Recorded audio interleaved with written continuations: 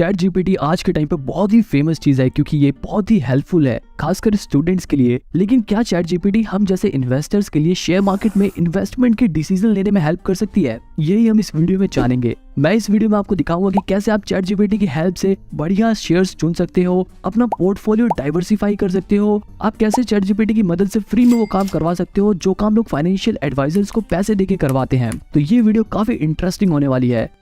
सबसे पहले आपको क्या करना है, आपको गूगल पे सर्च करना है चैट जीपीटी। सर्च करते ही जो ये सबसे ऊपर वेबसाइट दिखा रहा है इस पे क्लिक करना है। अब आपका अगर पहले से ही अकाउंट है तो आपको लॉगिन करना है, और अगर आप पहली बार चैट जीपीटी यूज कर रहे हो तो यहाँ से आपको साइन अप कर लेना है। यहाँ पे आपको अपनी जीमेल आईडी और पासवर्ड डाल के साइन अप करने के बाद आपके मोबाइल में या आपके कंप्यूटर में भी एक ऐसा चैट जीपीटी का डेस्कटॉप खुल जाएगा। अब देखो यहाँ पे मैं आपको जल्दी से बता दूं कि चैट जीपीटी एक ऐसा एआई टूल है जिससे आप कोई भी सवाल पूछो ये इंटरनेट पर अवेलेबल इन्फॉर्मेशन से आपके सवाल का जवाब देगा। तो इसलिए हम इस वीडियो में शेयर मार्केट से रिलेटेड क्वेश्चन पूछेंगे चैट जीपीटी से और देखेंगे कि क्या ये हमारी हेल्प कर सकता है। अब देखो, शेयर मार्केट में पैसे लगाने का अल्टीमेट गोल तो यही होता है कि हम लॉन्ग टर्म में ज्यादा से ज्यादा प्रॉफिट कमा सके, अपने पैसे को ग्रो कर सके। तो इसके लिए हमें अच्छी जगह पर पैसे लगाने पड़ेंगे, यानी कि हमें किसी अच्छे सेक्टर में पैसे लगाने पड़ेंगे। क्योंकि देखो, शेयर मार्केट में तो बहुत सारे सेक्टर्स होते हैं, यानी कि बहुत सारी कैटेगरीज होती है, लेकिन उन कैटेगरीज में से कौन सी कैटेगरी हमारे लिए बेस्ट रहेगी, कौन सी कैटेगरी में अगर हम पैसे लगाएंगे तो आने वाले समय में हमारे पैसे बढ़ जाएंगे, ये कैसे पता चलेगा? तो इसी सवाल को हम चैट जीपीटी से पूछते हैं। हम यहाँ पे सर्च करेंगे best stock to invest in India for long term, और यहाँ पे हम एंटर करेंगे।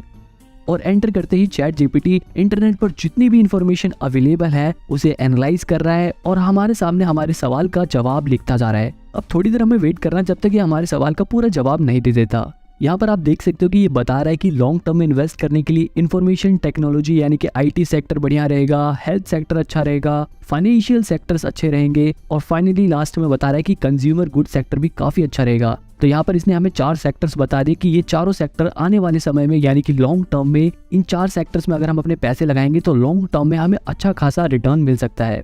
यहाँ पर ये देखो, इसने हमें आईटी सेक्टर में ये भी बताया है कि कौन कौन से शेयर बढ़िया रहेंगे। जैसे यहाँ पे देखो टीसीएस, इन्फोसिस और विप्रो जैसे शेयर्स भी इसने बताए हैं।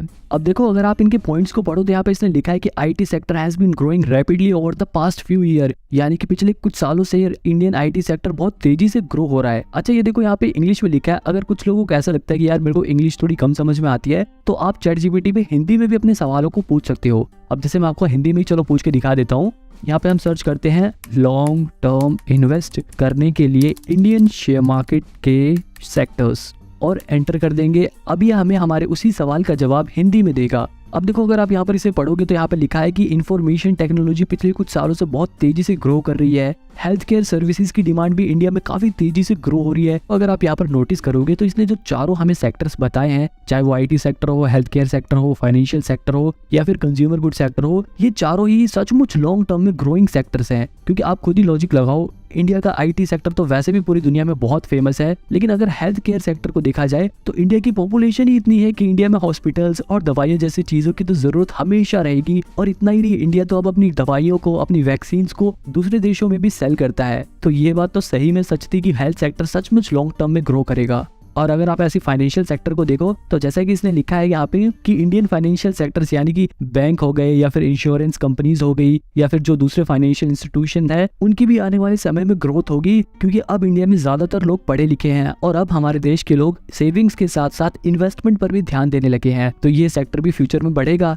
और कंज्यूमर गुड सेक्टर्स की तो डिमांड हमेशा रहेगी, चाहे कुछ भी हो जाए। एक तो हमारे देश में पॉपुलेशन ही इतनी ज्यादा है और डेली यूज की चीजें तो भाई हर किसी को चाहिए। कोविड में भी देखा होगा कि आपने कई सारे सेक्टर्स के शेयर्स काफी नीचे गिरे थे, लेकिन कंज्यूमर गुड सेक्टर के शेयर प्राइसेस पर कम असर पड़ा था। तो ये चारों पॉइंट सचमुच फ्यूचर में ग्रो करने वाले हैं। अच्छा, आपने यहाँ पे ध्यान दिया कि इसने इंफॉर्मेशन टेक्नोलॉजी में हमें टीसीएस, इन्फोसिस और विप्रो जैसी कंपनियों के शेयर्स के एग्जांपल दिए। लेकिन अगर आप सपोज करो कि मुझे हेल्थ सेक्टर के शेयर्स के बारे में जानना है तो हम वो कैसे पता लगाएंगे? तो हम यहाँ पे सर्च करते हैं हेल्थ सेक्टर में फाइनेंशियली स्ट्रॉन्ग वाले, अच्छे बिजनेस मॉडल वाले शेयर्स के एग्जाम्पल। अब देखते हैं ये हमें क्या जवाब देता है। तो अब ये यहाँ पर फिर से फटाफट हमारे जवाब को लिख रहा है। तो यहाँ पर देखो, इसने सबसे पहले ही हमें अपोलो हॉस्पिटल के बारे में बता दिया। शायद आपने अपोलो हॉस्पिटल के बारे में सुना भी होगा। ऐसे ही देखो, यहाँ पर ये डॉक्टर रेड्डीज लेबोरेटरी का शेयर भी हमें बता रहा है और इस कंपनी का स्टॉक शेयर मार्केट में काफी फेमस है।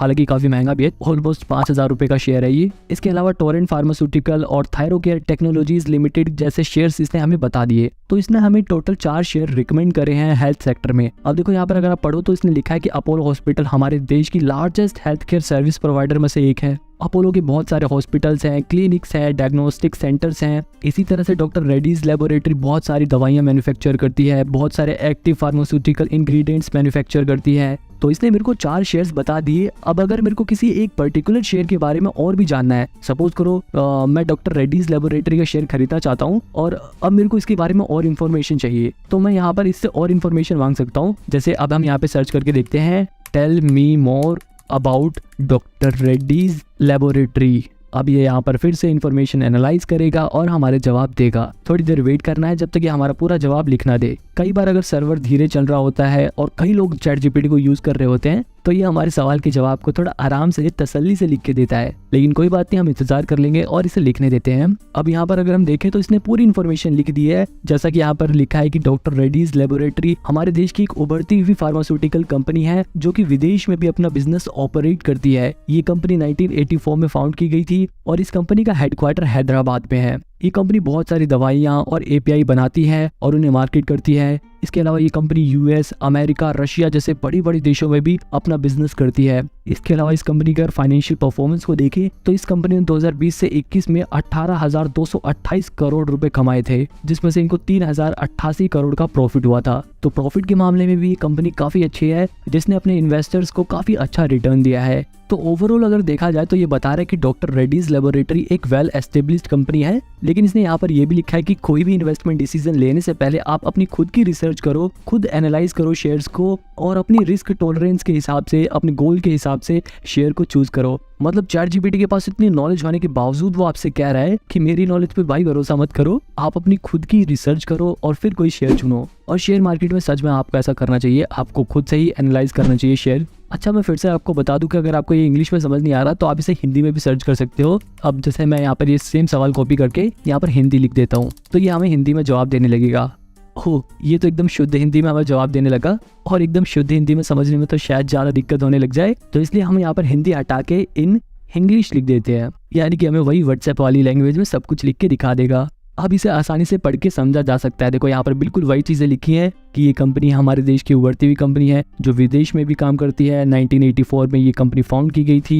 हैदराबाद तेलंगाना में इसका हेडक्वार्टर है। ये कंपनी बहुत सारी दवाइयाँ और एपीआई मैन्युफैक्चर करती है। ये कंपनी यूएस, यूरोप, रशिया जैसे बड़ी बड़ी देशों में अपना बिजनेस करती है। सब कुछ वही लिखा हुआ है। तो यहाँ पर इसने हमें हेल्थ सेक्टर के बारे में सब कुछ बता दिया, हमें हेल्थ सेक्टर के शेयर्स के बारे में बता दिया और तो और इसने हमें एक पर्टिकुलर शेयर के बारे में डिटेल में इन्फॉर्मेशन दे दी। अब अगर आपको हेल्थ सेक्टर की जगह कंज्यूमर सेक्टर के बारे में जानना है तो आप वो भी सर्च कर सकते हो। जैसे यहाँ पर आपको लिखना है कंज्यूमर गुड्स सेक्टर के फंडामेंटली स्ट्रॉन्ग अच्छे बिजनेस मॉडल वाले शेयर्स। अब थोड़ी देर हमें फिर से वेट करना है जब तक ये लिखना ले। अब यहाँ पर इसने हमें Hindustan Unilever limited, Britannia, Godrej और डाबर जैसी कंपनियों के शेयर्स रिकमेंड कर दिए। अब अगर आप एक बात नोटिस करो कि चारों पांचों जो कंपनियां इसने हमें कंज्यूमर सेक्टर में बताई है, इन सभी कंपनियों के प्रोडक्ट्स हम अपनी डेली लाइफ में हमेशा यूज करते हैं। आपके घर में इन कंपनियों का कोई ना कोई प्रोडक्ट जरूर पाएगा। और अगर आपने मेरी how to find a good share वाली ये वीडियो देखी होगी तो मैंने इसमें भी यही बताया था कि लॉन्ग टर्म में प्रॉफिट कमाने के लिए हमेशा ऐसी कंपनियों के शेयर चूज करो जो आप अपनी डेली लाइफ में यूज करते हो। और वही सेम चीज हमें देखो यहाँ पर चैट जीपीटी भी बता रहा है। चैट जीपीटी भी लॉन्ग टर्म में प्रॉफिट कमाने के लिए हमें ऐसे ही शेयर दिखा रहा है जो हम डेली लाइफ में यूज करते हैं। अब हिंदुस्तान यूनिलीवर का किसान जैन तो आपने कभी ना कभी जरूर ही खाया होगा, या फिर चाहे वो नेस्ले की मैगी हो, या फिर ब्रिटानिया की ब्रेड हो, गोदरेज की हेयर डाई हो, या फिर डाबर का टूथपेस्ट या च्यवनप्राश हो। ये सभी चीजें हम अपनी डेली लाइफ में यूज करते हैं और इसने बिल्कुल हमें वही शेयर्स रिकमेंड भी करे हैं। अच्छा, तो चैट जीपीटी ने मेरे को कंज्यूमर गुड सेक्टर के 4 बढ़िया शेयर तो बता दिए, लेकिन अगर मेरे को फिर से किसी एक पर्टिकुलर शेयर के बारे में जानना है तो मैं कैसे सर्च करूंगा? जैसे मेरे को डाबर इंडिया लिमिटेड के बारे में जानना है तो मैं यहाँ पर लिखूंगा डाबर इंडिया लिमिटेड कौन से प्रोडक्ट मैन्युफैक्चर करती है। तो अब यहाँ पर फिर से चैट जीपीटी जो इन्फॉर्मेशन इंटरनेट पर अवेलेबल है उन्हें एनालाइज करके मेरे को ये बताएगा कि डाबर इंडिया कौन कौन से प्रोडक्ट बनाती है, मैन्युफैक्चर करती है। अब देखो जैसे यहाँ पर ये बता रहा है कि डाबर इंडिया वैसे तो बहुत सारे प्रोडक्ट मैन्युफैक्चर करती है, जैसे कि यहाँ पर लिखा है हेल्थ सप्लीमेंट्स एंड डाइजेस्टिव बनाती है, जिसमें च्यवनप्राश आपने कभी न कभी तो खाया ही होगा, च्यवनप्राश बनाती है। डाबर की हनी है, और हाजमोला तो आपने अपनी लाइफ में पक्का खाया होगा, ये भी डाबर का ही प्रोडक्ट है। इसके अलावा ओरल केयर में जो डाबर के टूथपेस्ट हैं, डाबर रेड टूथपेस्ट, बबूल टूथपेस्ट, डाबर लाल दंतमंजन, ये भी शायद आपने कभी न कभी यूज़ किया होगा। पर्सनल केयर में देखा जाए तो डाबर के कई सारे तेल हैं। डाबर होम केयर के भी प्रोडक्ट्स बनाता है, जैसे कि ओडोनिल हो गया, सैनिफ्रेश, फैम, और यहाँ तक कि खाने पीने वाली चीज़ें भी डाबर बनाता है, जैसे कि रियल जूस। अब देखो, हमारे पेरेंट्स के और हमारे टाइम पे तो लोगों को गन्ने का जूस बहुत पसंद है, लेकिन आने वाली जनरेशन को रियल जूस के ऐसे डब्बे वाले जूस ही पसंद आएंगे। तो आप समझ सकते हो ना इनकी ग्रोथ फ्यूचर में कितनी बढ़ने वाली है। और आयुर्वेदिक मेडिसिन तो डाबर बहुत टाइम से बनाते आ रहा है। तो यहाँ पर आप ये देखो कि डाबर जो कंपनी है वो 6 तरह की कैटेगरीज में प्रोडक्ट बनाती है। तो ऐसी कंपनियों के फ्यूचर में ग्रोथ करने के चांसेस बहुत ज्यादा होते हैं, क्योंकि ये कंपनी ऐसी चीजें बनाती है जो हम अपनी डेली लाइफ में यूज करते हैं। अच्छा, अगर आपके घर में भी इस वक्त डाबर का कोई ना कोई प्रोडक्ट मौजूद है तो उसका नाम मेरे को कमेंट में जरूर बताना। अब देखो, ये कंपनी इतनी सारी चीजें बनाती है तो सच में ये कंपनी काफी इंटरेस्टिंग है। तो अब देखो, अगर मेरे को ये कंपनी अच्छी लग रही है और मैं इसमें इन्वेस्ट करने का सोच रहा हूँ, तो इन्वेस्ट करने से पहले मेरे को फंडामेंटल एनालिसिस करना पड़ेगा। अब यहाँ पर एक नया सवाल आ जाता है कि क्या चैटजीपीटी फंडामेंटल एनालिसिस कर सकती है? तो चलो देखते हैं। हम यहाँ पर लिखते हैं do fundamental analysis of Dabur India. अब देखो, यहाँ पर हमें बता रहा है कि डाबर इंडिया हमारे देश की एक FMCG कंपनी है जो health care, personal care, food products और आयुर्वेदिक मेडिसिन बनाती है। कंपनी का हेडक्वार्टर उत्तर प्रदेश के गाजियाबाद में है, और यहाँ पर इसने हमें फंडामेंटल एनालिसिस भी करके दे दिया। जैसे यहाँ पर इसने रेवेन्यू और प्रॉफिटेबिलिटी बताई है कि डाबर इंडिया की रेवेन्यू ग्रोथ कंसिस्टेंट है, यानी कि हर साल डाबर जो कंपनी है वो बड़ी होती जा रही है। कंपनी की सेल 8,533 करोड़ से 10,377 करोड़ हो गई है, और इसका नेट प्रॉफिट 1,188 करोड़ से 1,719 करोड़ हो गया है, यानी कि इस कंपनी की कमाई भी बढ़ी और तो इसका प्रॉफिट भी बढ़ा। डिविडेंड की बात करें तो ये कंपनी रेगुलरली डिविडेंड देती है, और ये कंपनी के डिविडेंड पे आउट रेशो 30 से 35% का है। मार्केट शेयर की बात करें तो डाबर की जो आयुर्वेदिक प्रोडक्ट है वो मार्केट में काफी ज्यादा फेमस है। इसी तरह अगर ब्रांड वैल्यू की बात करें तो ये कंपनी इतनी ज्यादा फेमस है कि फोर्ब्स की लिस्ट में इंडिया की टॉप 100 वैल्यूएबल ब्रांड में से एक थी।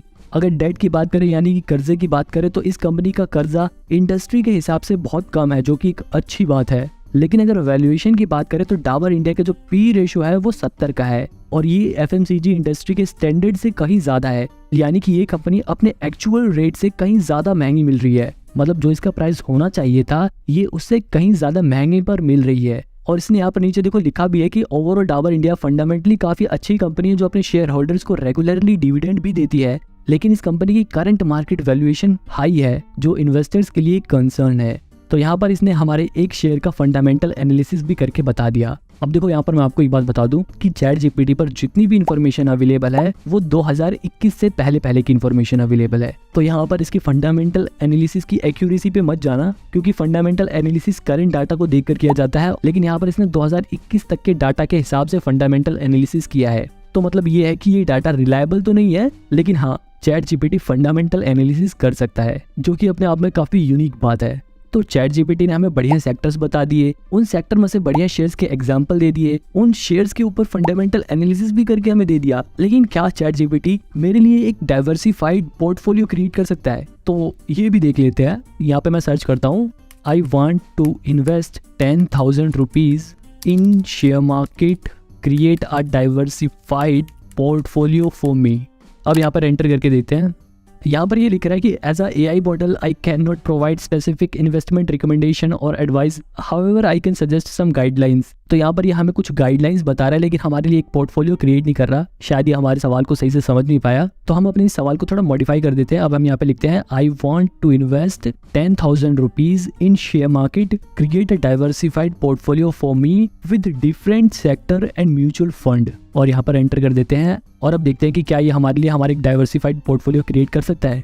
तो चैटजीपीटी यहाँ पर बता रहा है कि अगर आपको 10,000 रुपए शेयर मार्केट में इन्वेस्ट करने हैं और आप चाहते हैं कि आपका पोर्टफोलियो डाइवर्सिफाइड हो, यानी कि अलग अलग चीजों में आपका पैसा इन्वेस्ट हो, तो यहाँ पर ये हमें बता रहे हैं कि आप 4,000 रुपए लार्ज कैप म्यूचुअल फंड में इन्वेस्ट कर सकते हो। इसके अलावा 3,000 रुपए मिड कैप म्यूचुअल फंड में इन्वेस्ट करने को कह रहा है। इसके अलावा ये हमें 2,000 रुपए स्मॉल कैप म्यूचुअल फंड में लगाने को कह रहा है, और 1,000 रुपए ये हमें कंज्यूमर गुड के सेक्टर्स में इन्वेस्ट करने को कह रहा है। तो यहाँ पर अगर आप ये नोटिस करो कि ये हमें ये तो बता ही रहा है कि आपको कितने रुपए कहाँ पे लगाने चाहिए, इसके अलावा ये हमें म्यूचुअल फंड के एग्जांपल्स भी दे रहा है कि आप इसमें अपने पैसे लगा सकते हो। जैसे कि आपने यहाँ पे देखा लार्ज कैप में ये SBI ब्लू चिप और ICICI prudential blue chip fund, mid cap में हमें बता रहा है HDFC मिड कैप अपॉर्चुनिटीज में लगा सकते हैं, स्मॉल कैप में हमें ये बता रहा है कि हम Nippon India small cap fund में लगा सकते हैं, और ये हेल्थ सेक्टर में हमें शेयर्स में इन्वेस्ट करने को भी बता रहा है कि हम डॉक्टर रेड्डी लेबोरेटरी के शेयर को खरीद सकते हैं और सन फार्मास्यूटिकल इंडस्ट्रीज के शेयर को खरीद सकते हैं। हालांकि इनका शेयर प्राइस 1000 रुपए से कहीं ज्यादा का है। कंज्यूमर गुड में ये हमें हिंदुस्तान यूनिलीवर और नेस्ले इंडिया जैसी कंपनी के शेयर्स में इन्वेस्ट करने को कह रहा है। तो मेन बात ये है कि इसने हमें यहाँ पर बता दिया कि हम अपने 10,000 रुपए को किस तरह से डाइवर्सिफाइड कर सकते हैं, अपनी इन्वेस्टमेंट को डाइवर्सिफाई कर सकते हैं, और इसने हमें पूरा एग्जाम्पल के साथ सब कुछ समझा दिया। अब देखो इसी तरह से अपने पोर्टफोलियो को डाइवर्सिफाई करने के लिए लोग फाइनेंशियल एडवाइजर्स के पास जाते थे और उन्हें बताते थे कि भैया हमें इतने पैसे इन्वेस्ट करने हैं, आप हमारा पोर्टफोलियो ऐसा तैयार करो कि हमारा पोर्टफोलियो डाइवर्सिफाइड हो, और इसके बदले फाइनेंशियल एडवाइजर उनसे पैसे लेते थे। और अब ये सब काम भी चैट जीपीटी हमें करके दे रहा है। तो आपको क्या लगता है कि चैट जीपीटी आने वाले समय में बहुत लोगों की जॉब खाने वाला है? वैसे मैं आपको बता दूं कि फाइनेंशियल एडवाइजर की जॉब तो ये नहीं खा सकता, क्योंकि यहाँ पर इसने खुद लिखा है कि इसने जो ये एलोकेशन करी है ये सिर्फ एक एग्जांपल है। इसने यहाँ पर हाथ खड़े कर लिए और बोल रहा है कि भैया आप अपनी खुद की रिसर्च करो, आप खुद ही शेयर्स को एनालाइज करो और फिर अपने हिसाब से इन्वेस्टमेंट डिसीजन लो। और इसने देखो यहाँ पर ये भी लिखा है कि इन्वेस्टमेंट से रिलेटेड डिसीजन लेने में फाइनेंशियल एडवाइजर की कंसल्ट लेना सही रहेगा। तो भाई फाइनेंशियल एडवाइजर की जॉब तो बच गई, लेकिन हाँ हम यहाँ से एक आइडिया ले सकते हैं कि डाइवर्सिफाइड पोर्टफोलियो कैसे क्रिएट करते हैं। अब यहाँ पर आपको बता दूं कि आप बिल्कुल ऐसे डिट्टो म्यूचुअल फंड और शेयर्स में इन्वेस्ट मत कर देना। ये सिर्फ एक एग्जांपल था, क्योंकि हर एक इंसान की रिस्क टॉलरेंस और उनका इन्वेस्टमेंट गोल अलग अलग होता है, इसलिए बिल्कुल डिट्टो इन्हीं शेयर्स में इन्वेस्ट मत कर देना। अब अगर सपोज करो मेरे को 10,000 रुपए नहीं, मेरे को और ज्यादा पैसे इन्वेस्ट करने हैं, मान लो मैं 1 लाख रुपए इन्वेस्ट करना चाहता हूँ, तो मैं यहाँ पर लिख देता हूँ I want to invest 1 lakh in share market, create a diversified portfolio for me with different sectors. तो अब यहाँ पे इसने फिर से एनालाइज किया और यहाँ पर इसने हमें बता दिया कि अगर हम 1 लाख रुपए इन्वेस्ट करना चाहते हैं तो हम 20,000 रुपए बैंकिंग सेक्टर में लगा सकते हैं, और 20,000 रुपए कंज्यूमर गुड सेक्टर के शेयर्स में लगा सकते हैं, और 20,000 रुपए हम अपनी टेक्नोलॉजी सेक्टर में लगा सकते हैं, 15,000 रुपए हेल्थ सेक्टर में लगा सकते हैं, 15,000 रुपए एनर्जी सेक्टर में लगा सकते हैं, और 10,000 रुपए मेटल एंड माइनिंग सेक्टर में लगा सकते हैं। तो यहाँ पर इसने हमें एक आइडिया दे दिया कि अगर आप 1 लाख रुपए इन्वेस्ट करना चाहते हो तो इतने रुपए आप इन सेक्टर्स में लगा सकते हो। लेकिन इसने फिर से वही बात लिख दी कि इन्वेस्टमेंट के डिसीजन में फाइनेंशियल एडवाइजर की सलाह लेना सही रहेगा। अब देखो अगर मेरे को ऐसे शेयर्स में इन्वेस्ट करना है जहां से मेरे को अच्छा डिविडेंड मिले, तो मैं यहाँ पर लिख देता हूँ I want to invest 1 lakh rupees in share market, create a diversified portfolio for me with different sectors for decent dividend. मेरे को क्योंकि अच्छा डिविडेंड चाहिए, तो इसने हमें ऐसे ऐसे सेक्टर्स बता दिए जहां पे हम पैसे लगाकर अच्छा खासा डिविडेंड अर्न कर सकते हैं।